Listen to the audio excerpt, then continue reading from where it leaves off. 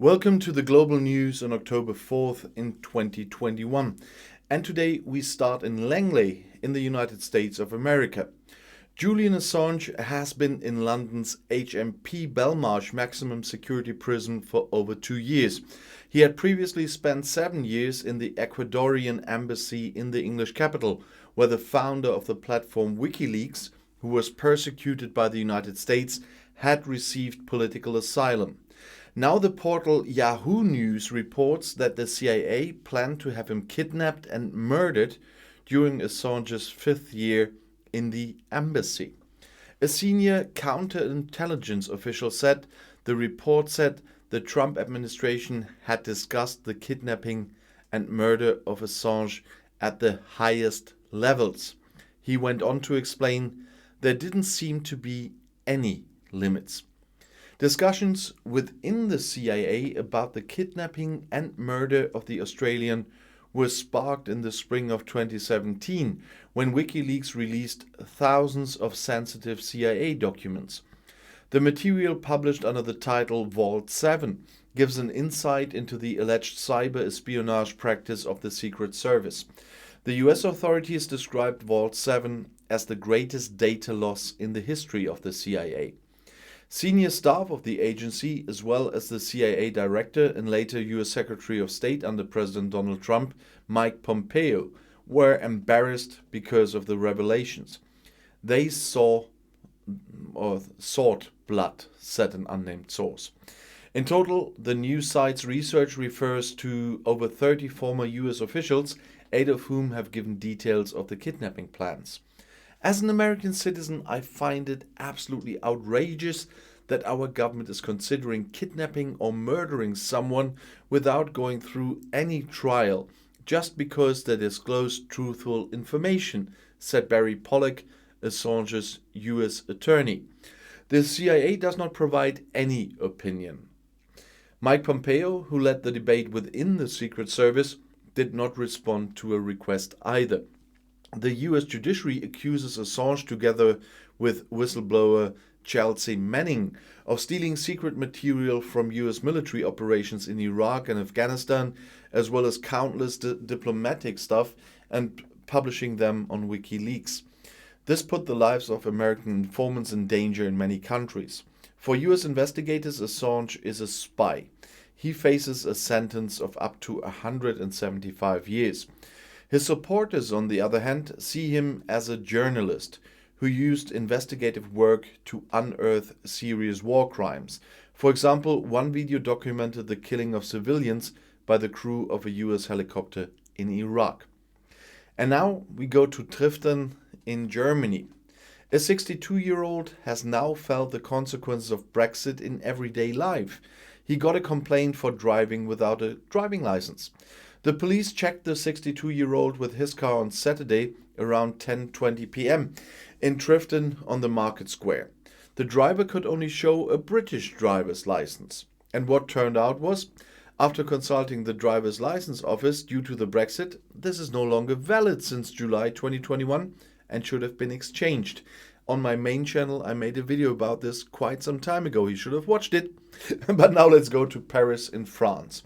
In the fisheries dispute between London and Paris, the French Minister of the Sea, Annick Girardin, criticized Great Britain for not granting fishing licenses.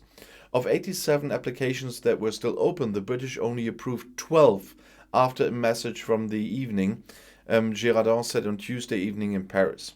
Of 175 licenses applied for by French fishermen to fish in British waters, only 100 have been granted. This is a renewed refusal by the British to implement the terms of the Brexit agreement despite all joint efforts, said the minister. On Wednesday, he met with the industry players to develop a suitable answer. I have only one goal: to obtain the final licenses for our fishermen as stipulated in the agreement. The French fisheries must not be taken hostage by the British for political purposes. In the Brexit agreement, the granting of licenses for European fishermen in a zone of 6 to 12 nautical miles off the British coast was agreed. There has long been a dispute between France and Great Britain over the implementation, also in the area of the Channel Islands, Jersey and Guernsey. A few months ago, the conflict had escalated so that even military ships moved out for a short time.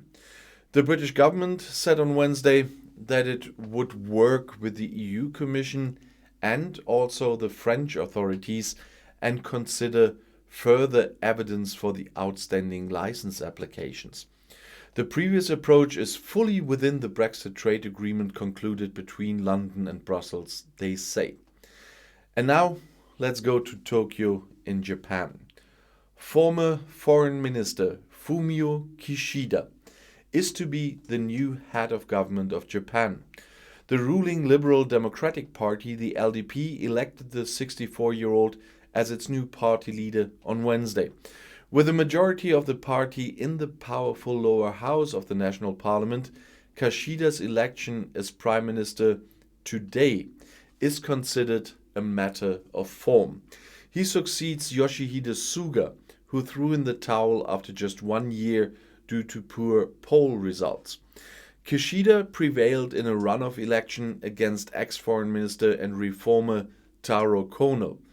Although he lacks the charisma of the popular Kono, he is considered a safe and stable choice by older party members.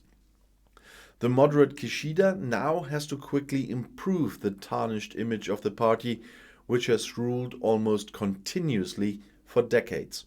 The general election is due in November. Under his predecessor Suga, who was criticized for his corona policy and his punching through the Olympics, as they say, the polls had dropped sharply. In terms of foreign policy, the calm Kishida from Hiroshima is considered to be moderate. In the end, however, he gave the impression that he was a security policy hawk, probably to secure the support of the circle around the right-wing conservative ex-prime minister Shinzo Abe. Like Abe, Kishida, who comes from a political dynasty, wants to expand Japan's defense and further increase the military budget. Like his predecessors, he supports the close security alliance with the protecting power USA.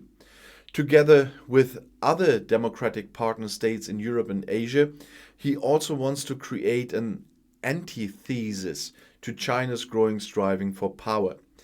In terms of economic policy, Kishida is calling for a so-called new capitalism in order to reduce the income gap between rich and poor, which has been worsened by the corona pandemic.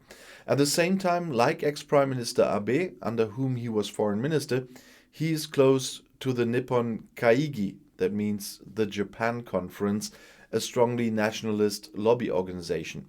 Like Abe, he is a proponent of nuclear energy and wants to promote clean energy technologies in order to create new growth areas with climate protection measures. At the same time, he wants to stimulate the corona-plagued economy with a large stimulus package. It is unclear to what extent the new leadership under Kishida can step out of Abe's shadow. Abe had with a strict hand caused a shift to the right in Japan and in his party. He was driven by sentimental nationalism and wanted to make Japan a proud country again. Abe was also known for his close relationship with former US President Donald Trump. Oh boy. Its economic policy consisted of a mixture of a glut of money, stimulus injections, and the promise of reform. He still has influence in the LDP. A total of 4 candidates ran for election to party and government leaders. In addition to Kishida and Kono, 2 women were running for the first time. The staunchly national conservative ex-interior minister Sanae Takaichi, who shares the nationalist and revisionist view of the ex-prime minister Abe and was supported by him, as well as the more liberal ex-minister for gender equality Seiko Noda. She only ran at the last minute. And now let's go to London in the United Kingdom. The UK continues to seek a solution to its delivery bottlenecks. The idea was to bring Polish truck drivers back for a few months, but they refuse. It could get uncomfortable for Boris Johnson now. Closed petrol stations, sometimes empty shelves in supermarkets, and more associations are warning of even more supply gaps. Great Britain is struggling with massive delivery bottlenecks that are now deeply affecting everyday life and society. In the meantime, a doctors' association is even warning that the petrol supply is so scarce that doctors will soon no longer be able to come to their patients. The government is therefore considering using the army to temporarily make up for the shortage of truck drivers that started today, but that can only be a short-term solution. There is a shortage of almost 100,000 truck drivers in the UK. This is partly due to the pandemic, but also partly to Brexit, even if the government denies that. Because of the corona pandemic, a number of driving lessons and tests have been postponed, yeah. In addition, due to Brexit, around 20,000 mainly Eastern European skilled workers emigrated, and they do not want to come back. Last Sunday, the British government of Prime Minister Boris Johnson announced that it would issue 5,000 visas for foreign truck drivers valid until December 24th in view of ongoing supply shortages. Their main task is to transport fuel to filling stations.